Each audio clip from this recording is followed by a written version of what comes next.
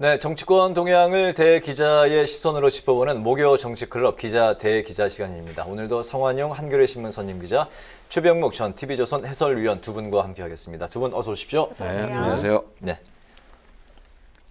네, 대선 레이스가 한창인 여야 정치권, 이번 주도 이런저런 논란으로 시끌시끌한데요. 오늘 함께 이야기 나눠볼 주제 성 기자께서 발제해 오셨죠? 예, 지난주에도 일부 했던 얘기인데요. 네. 원래 그 당내 경선이 뭐 본선 못지않게 치열한 법이긴 한데요. 요새 그 양상이 좀 심각한 상황으로 가고 있고요. 더구나 지도부하고 경선 주자가 싸우는 굉장히 이상한 현상이 벌어지고 있습니다. 이게 네. 왜 이런지 좀 분석을 해보고 앞으로 어떻게 되는 건지 전망을 해볼 필요가 있을 것 같습니다. 네, 말씀하신 대로 국민의힘 이준석 대표, 윤석열 후보 사이에 갈등의 이제 불씨가 좀처럼 사그라들지 않으면서 이번에는 난데없이 또 대표 이준석 대표 탄핵 논란까지 불거져 나왔는데, 말씀하신 대로 그 주자들 간 후보들 간의 이 싸움이 아니라 당대표와 유력 주자들 간의 이 갈등이기 때문에 굉장히 이례적인 상황인데, 먼저 거기에 대해서 두 분의 생각부터 들어보겠습니다. 네, 송 기자님. 이게 근본적으로는요, 이준석 대표가 너무 이 스타성이 강해져 벌어지는 측면이 있습니다. 본래 이제 경선관리대표가 누군지 아무도 기억을 못 하거든요, 시간이 지나면. 네. 이제 대선 주자 중심인 거죠. 그런데 이준석 대표는 대표 선출될 때부터 36살 세대 교체 명분을 가지고 등장한 스타죠. 그러다 보니까 대선 주자들하고 그 광도가 사실 뭐 대선 주자들 못지않은 그런 스타성이 좀 있는 겁니다. 그래서 어떤 충돌은 처음부터 좀 불가피했다 이런 생각이 좀 들고요. 이제 말을 좀 너무 좀 약간 함부로 하는 측면은 있어요. 뭐 윤석열 대통령 되면 지구를 뜬다 이거야. 뭐 3월 달에 한 얘기니까 굉장히 네. 오래전 얘기죠. 그때 뭐 네. 본인이 대표가 된다고 생각도 아마 안 했을 겁니다. 그러니까 그건 괜찮은데, 최근에 뭐 라이언 킹 영화 얘기를 하면서 하이에나 얘기를 했어요. 근데 하이에나라는 짐승은 굉장히 이미지가 안 좋죠. 죽은 고기를 먹기 위해서 달려드는. 유력 대선 주자 옆에 참모들을 그렇게 비유하면 안 되는 거죠. 그런 부분은 이제 이준석 대표가 좀 잘못이 있는 것 같습니다. 네. 글쎄요, 지금 뭐 이제 윤석열 대통령 되면 지구를 뜨겠다라고 하는 발언, 뭐 그 부분이 이제 별로 문제가 안 되는 것처럼 말씀을 하시는데, 저는 바로 그런 자세가 문제다. 그러니까 무슨 얘기냐면, 사실은 그 본인이 유승민 대통령을 만들기 위해서 대표에 출마하겠다 이런 발언도 있지 않습니까, 거기에? 네. 그러면 그 이후에 특히 그 여러 그 후보군 중에서 윤석열 캠프만 집중적으로 비판하고 있단 말이죠. 그렇다면 지금 윤석열 전 검찰총장이 그 야권 전체에서 뭐 부동의 1위인 거는 틀림없잖아요.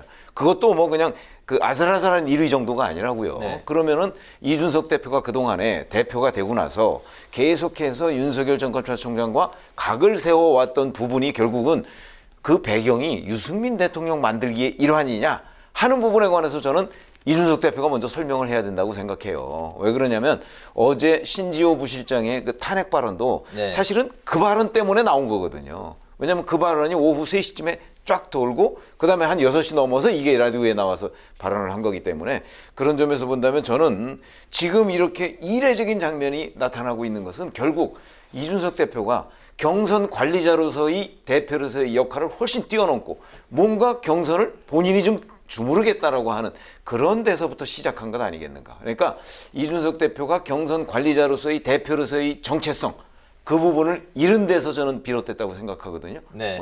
그렇다면 이 부분에 관해서 본인이 경선을 정말 공정하게 관리할 것인지, 아니면 3월 6일 날 그 본인이 밝힌 대로 특정 후보를 대통령으로 만들기 위해서 자기가 대표가 됐다는 그런 그 정신 자세, 마음 자세, 이게 여전히 유지되고 있는 것인지, 이 부분에 관해서 본인의 입장을 확실히 할 필요가 있다 이렇게 생각합니다. 네네. 네, 경준이가 준비한 18일, 25일 예비후보 토론회가 당장의 쟁점인데요. 원희룡 후보나 일부 최고위원은 이게 월권이라면서 반발하고 있고요.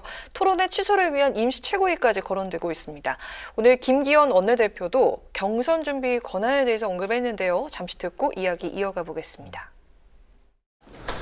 그 경준이 권한 관련해서 좀 의견이 분분한데, 그 최고위 입장이 좀 무엇인지 좀 정리를 좀 해주셨으면 좋겠거든요. 유권 해석을 할 입장이 있는 건 아닌 것 같고요. 당무에 관해서는 최고위원이 있는 것이 사실이기 때문에 최고위원의 의견을 반영할 수 있는 여러 가지 절차가 필요할 것이다 이렇게 생각하고요. 경준이 나름대로 여러 지혜를 모으는 과정에서 여러 가지 아이디어가 나온 것이라고 보고 있기 때문에 이 문제를 잘 조정하고 그래서 불협화음이 없이 절충시켜 나가도록 할 예정입니다. 네, 김 원내대표는 최종 의사결정이 최고위에 있다는 입장을 밝혔습니다. 김 원내대표는 오늘 저녁에 이 대표가 휴가차 머물고 있는 경북 상주를 방문해서 긴급 회동을 할 예정이라고 하는데 두 분은 경준이 권한 어디까지라고 보십니까? 아니 저는 그 경선 준비위원회잖아요. 네. 또 하나는 저 단계를 넘어가면 이제 경선 관리위원회가 됩니다. 그렇죠?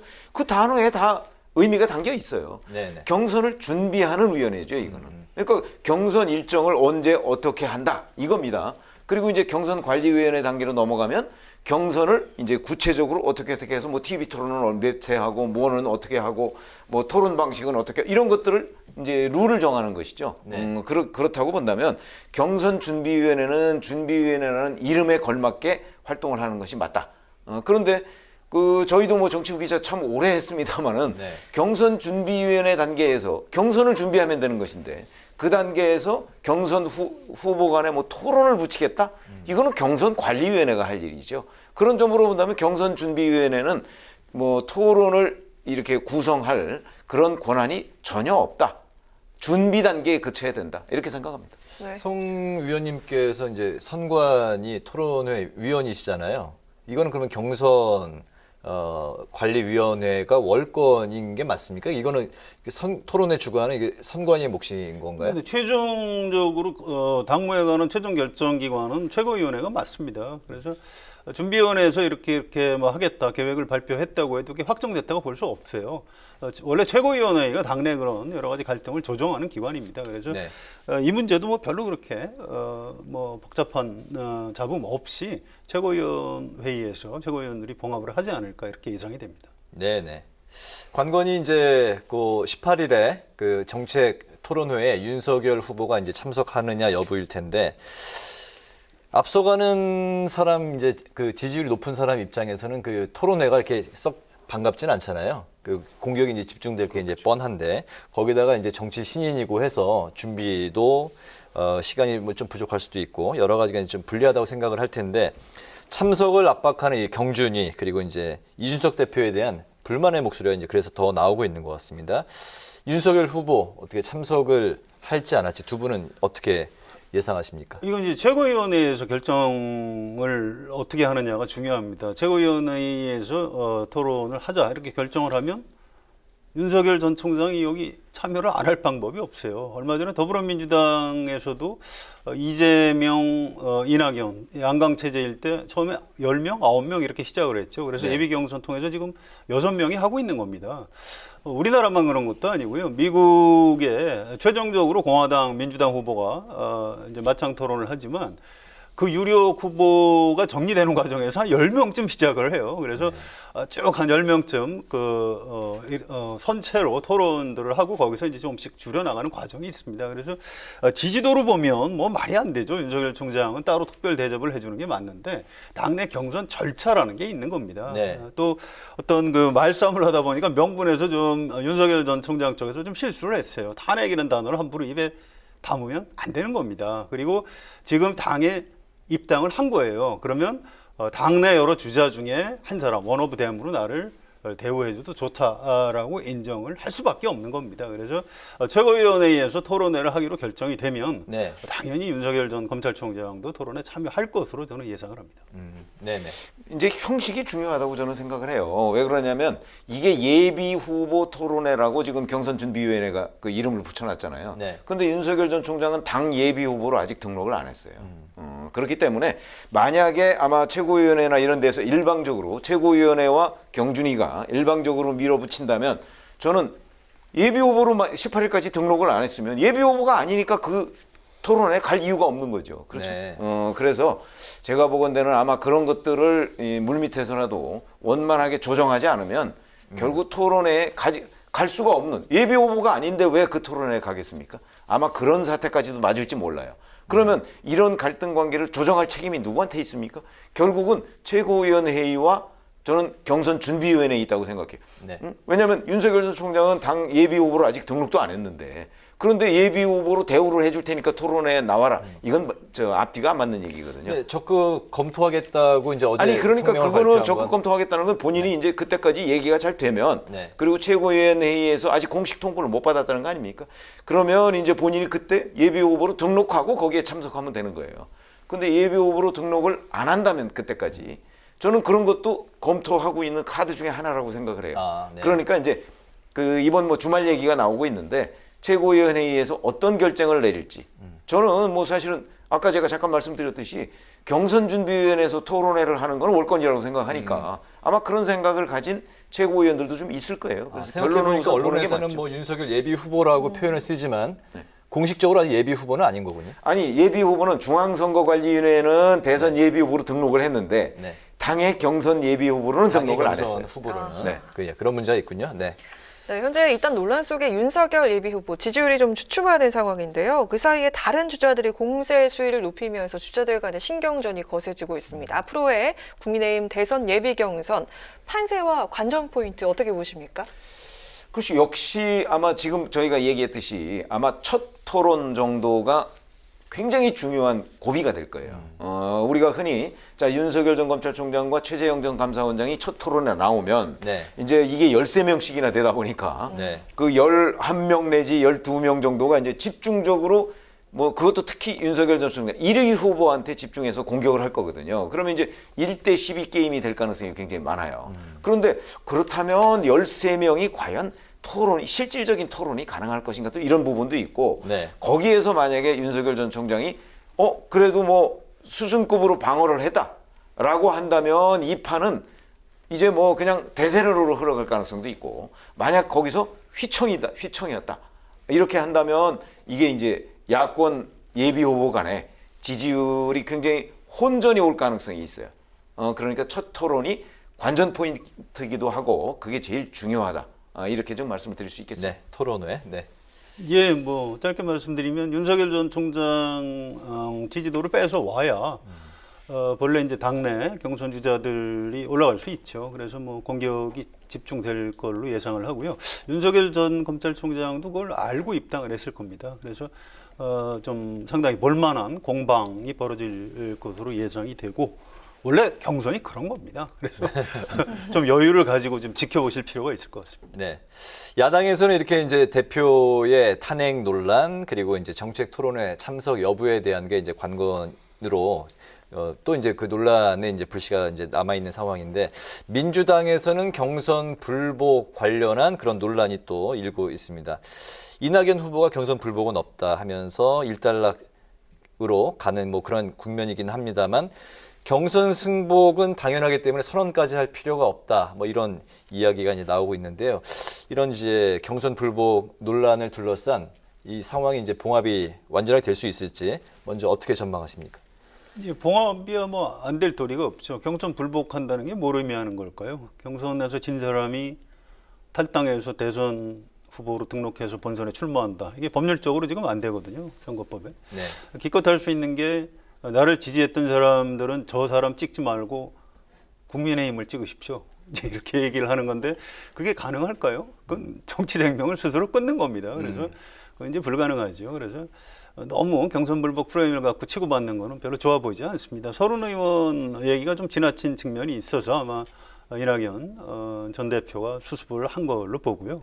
뭐 그렇게 큰 문제가 될 건 되지는 않을 텐데 다만 이제 사람이 감정의 동물입니다. 그래서 이런 것들이 켜켜이 쌓이게 되면 나중에 그 지지층 사이에 실제로 감정이 남아 있고 흔쾌하게 최종 후보를 지지하지 않는 이런 후유증 같은 건 좀 있을 것으로 예상이 됩니다. 네네. 그렇죠. 저게 이제 경선이라는 제도가 있는 한 저런 식의 후유증은 늘 남아요. 끝나고 나면 과거의 예를 보면 뭐 실질적으로 탈당을 한 예도 있고 그래서 이제 그게 이인제 방지법이라고 해서 지금 등장하는 게 경선에서 떨어지면 이제 출마를 못하게 하는 법이 나온 거거든요. 네. 그런 배경도 있지만 지금은 뭐 경선에 불복할 방법이 없어요. 그런데 지금 말씀하셨듯이 양쪽 간에 지금 특히 이재명 지사 측과 이낙연 전 대표 측 간에 그 감정의 골이 상당히 깊어져 있잖아요. 네. 이 상태가 되면 그 지지자들끼리도 반목하게 돼요. 그러면은 이제 지지자들 사이에서는 그냥 이런 얘기가 나오는 거예요. 아니 차라리 내가 누구 찍느니 뭐 야당 찍겠다 뭐 이런 사람도 나오게 돼 있어요. 네. 그러나 그런 사람들이 실질적으로 행동에 옮길 가능성 저는 별로 없다고 봅니다. 과거의 예를 봐도 뭐 말은 그렇게 하지만 이게 또 일정 기간이 지나면 그래도 또 민주당인데 뭐 이렇게 봉합될 가능성이 매우 높은 현상이기 때문에 그걸 가지고 지금 이재명 지사 측이 경선 불복이냐 이렇게 이낙연 전 대표 측을 몰아세우는 거 저는 그 자체가 약간 좀 공세적인 측면이 있다. 정치 공세적인 측면이 있다. 이렇게 생각합니다. 네. 그리고 어제는 서른 의원이요. 이낙연을 지지하는 분들의 30%가 이재명을 지지하지 못한다는 여론조사가 있다고 말을 했습니다. 이재명 후보의 형수 욕설 논란을 다시 언급을 한 건데요. 이 문제를 다시 언급한 이유가 뭘까요? 그리고 앞으로의 파장은 또 어떨까요? 사실은 이 이재명 경기도지사의 저 형수 욕설 논란은 이재명 지사한테는 참 아픈 대목이에요. 그래서 그 부분은 지금도 사실 별다른 변명을 하지 않으려고 하고 뭐 무조건 잘못했다 이렇게 얘기를 하고 네. 있잖아요. 네. 그런데 저게 저는 서른 의원이 저 문제를 제기한 거는 그야말로 어찌 보면 이재명 지사의 급소를 건드렸다 이렇게 봅니다. 실질적으로 밖에 나가 보면 뭐 여당 지지자든 야당 지지자든 저 얘기를 하는 사람들이 굉장히 많아요. 저는 서른 의원이 저 얘기를 굳이 왜 꺼냈을까 하는 것은 아마 일반적으로 야당 지지자들 사이에서도 나오는 얘기를 저는 전달했다고 보고 이제 그 문제를 한 번 더 건드림으로써 이재명 지사에 대해서 네거티브 캠페인을 한 거죠. 네네. 그런 점에서는 이재명 지사로서는 굉장히 아마 아픈 대목일 거다 이렇게 생각합니다. 네. 이 경선도 싸움이기 때문에 상대방의 가장 약한 부분을 집중 공격을 하는 겁니다. 그래서 이른바 형수 욕설 이게 경기지사 선거 때도 이제 문제가 됐었어요. 그래서 이 부분이 이재명 후보의 가장 약점입니다. 여기를 이제 집중 타격하고 있는 건데, 근데 민주당 지지층에서는 또 좀 약간 뭐라 그럴까요? 좀 너무 좀 오래된 이슈인데 이낙연 전 대표 쪽에서 여기를 좀 계속 이렇게 하다 보니까 좀 지겹다 그런 여론도 있어요. 약발이 좀 떨어지는 측면이 있다고 그래서 좀 이제 다양하게 이재명 경기지사보다는 이낙연 전 대표를 찍어야 될 이유를 좀 더 설득력 있게 이렇게 제시를 하는 그런 선거 전술의 어떤 재정비가 좀 필요한 측면도 있는 것 같습니다. 네, 그 어제 나온 한 여론조사 결과에서는 처음으로 그 이낙연, 이재명 후보 간의 오차 범위 내에서 접전이 이루어지는 그런 이제 조사가 나왔던데 그렇기 때문에 더 치열하게 지금 이제 뭐 토론이라든가 이런 그 갈등의 양상으로 지금 번지고 있는 것 같습니다. 지지도가 좀 더 좁혀진 것 같지는 않고요. 여론조사가 워낙 다양하기 때문에 평가가 좀 조심스럽긴 합니다만 이낙연 전 대표 지지도가 약간 정체 상태에 있어요. 본인은 등산을 하다 보면 오르막길도 있고 능선도 있는 법이다 이렇게 받아 넘기셨는데 지금 약간 정체 상태입니다. 그래서 오히려 좀 약간 초조해하는 그런 측면, 그래서 좀 지나치게 오버하는 그런 측면도 있는 것 같습니다. 그렇군요. 알겠습니다. 민주당 후보들 간에는 이제 3차 TV 토론까지가 진행이 됐는데 이 상황에서 이낙연 후보 측에서 1대1 무제한 맞짱 토론을 이제 제안을 했습니다. 이 맞짱 토론이 과연 성사될 가능성이 있는지 그리고 후보별 유불리는 어떻게 될지 뭐 한번 전망을 들어볼까요? 글쎄요, 뭐 성사되면 굉장히 재미있죠. 특히 뭐 6명이 토론하는 거하고 2사람이 토론하는 거하고 뭐 전혀 개념 자체가 달라집니다. 또 이 유권자 입장에서도 맞짱 토론을 해주는 게 좋아요. 그 사람의 장점 단점이 명확히 드러나기 때문에 네. 제발 좀 됐으면 좋겠다 이런 생각을 저도 하고 있는데요. 그러니까 이재명 지사도 이낙연 전 대표하고 맞짱 토론하는 걸 피할 생각이 별로 없다고 그래요. 그쪽 그래요? 캠프의 네. 사람들 얘기입니다. 그런데 6명 중에 2분만 맞짱 토론을 할 방법이 없다고 합니다. 이재명 지사 입장에서는 이낙연 전 대표하고 1대1 토론을 하면 다른 4사람하고 전부 다 해야 되는데 아니 그렇게까지 하고 싶지는 않은 거죠. 그런데 두 사람만 원하면 그렇게 성사될 그 방법이 없는 건가요? 다른 4사람이 가만히 있을까요? 전 그렇게 성사될 것 같지는 않고요. 네. 그래서 현실적으로 맞짱 토론이 이루어지기는 쉽지 않을 것 같습니다. 네. 그게 공직선거법에 보면 대담 토론 뭐 이런 데에서 공정성을 기할 의무가 있어요. 언론 매체도 마찬가지예요. 네네. 그렇게 따지면 지금 6명이 경선을 하고 있는데 그중에 2명만 불러서 2명만 그 대담 토론을 시킨다? 뭐 이게 법률적인 문제를 비롯해서 지금 얘기했듯이 실질적으로 다른 후보들이 반대할 거예요. 그러면 굳이 그런 그 상황을 저는 뭐 어느 언론 매체에서 만들 거라고는 생각이 들지 않습니다. 그렇게 보면 이재명 지사하고 이낙연 전 대표 요 2사람만의 그 맞짱 토론 아마 그거는 기대하기가 어려울 것으로 보입니다. 후보별 그러면 유불리 이전에 그 맞짱 토론 자체가 성사되지 않을 것이다. 이런 프레임 자체가 네. 성사되지 않을 거라는 거죠. 알겠습니다. 네, 오늘 마지막으로 두 분의 한 줄 논평 듣고 마무리하도록 하겠습니다. 최 의원님 먼저 할까요? 지금 사실 저희가 국민의힘에서 이제 이준석 대표와 윤석열 전 검찰총장 간의 뭐 갈등 뭐 이런 부분을 말씀을 드렸지 않습니까? 그 갈등의 근원은 어찌 보면 이준석 대표가 공정성을 잃었다 하고 윤석열 전 총장 측이 생각하는 부분에 있고요. 자, 뿐만 아니고 그 지금 민주당에서도 이심송심 얘기가 나오고 있지 않습니까? 네. 이재명 지사의 생각과 송영길 대표의 생각이 혹시 비슷한 것 아니냐? 송영길 대표가 은근히 이재명 지사를 돕고 있는 것 아니냐? 뭐 이런 이제 논란이 있거든요. 그런 점에서 본다면 제가 오늘 한 줄 논평은 경선에서 대표 역할을 잊은 여야 대표, 이걸 한 줄 논평으로 하겠습니다. 네. 예, 정당에서 이제 국회의원은 프로 정치인입니다. 정치가 이제 본업인 분들이죠. 그런데 지금 국민의힘 안에서 약간 이상한 현상이 벌어지고 있어요. 정치 경험이 전혀 없는 윤석열 전 검찰총장, 또 최재형 전 감사원장이 입당을 했는데 현역 의원들이 그쪽으로 쭉 캠프에 들어가고 지금 줄을 서고 있습니다. 이게 참 이상한 현상이에요. 정치인들이 정치 경험이 없는 사람을 정치 지도자로 모시겠다고 줄을 선다. 약간 괴이한 현상이기도 하고요. 근데 전 이제 이 과정에서 이 기존의 국민의힘 안에 있던 당내 주자들이 정치 경험도 많고 굉장히 좋은 분들인데 좀 저평가가 되고 있는 측면이 있다고 생각을 합니다. 상대적으로 이제 좀 치이는 거죠. 네. 윤석열 전 총장이나 최재형 전 원장에 비해서 굉장히 훌륭한 당내 주자들입니다. 그래서 오늘 한 줄 논평은 국민의힘 당내 주자들 힘내시라라고 하겠습니다. 네. 두 분 다 경선 관련한 한 줄 논평을 말씀하셨는데 그만큼 요즘에 초미의 관심사가 여야 대선 경선인 것 같습니다. 오늘 그 목요 정치클럽 기자 대기자에서는 경선 관리를 놓고 당내 갈등이 커지고 있는 여야 대선 관련 움직임을 중심으로 살펴봤습니다. 지금까지 최병묵 전 TV조선 해설위원, 성환용 한겨레신문 선임 기자와 함께했습니다. 오늘 두 분 말씀 잘 들었습니다. 고맙습니다.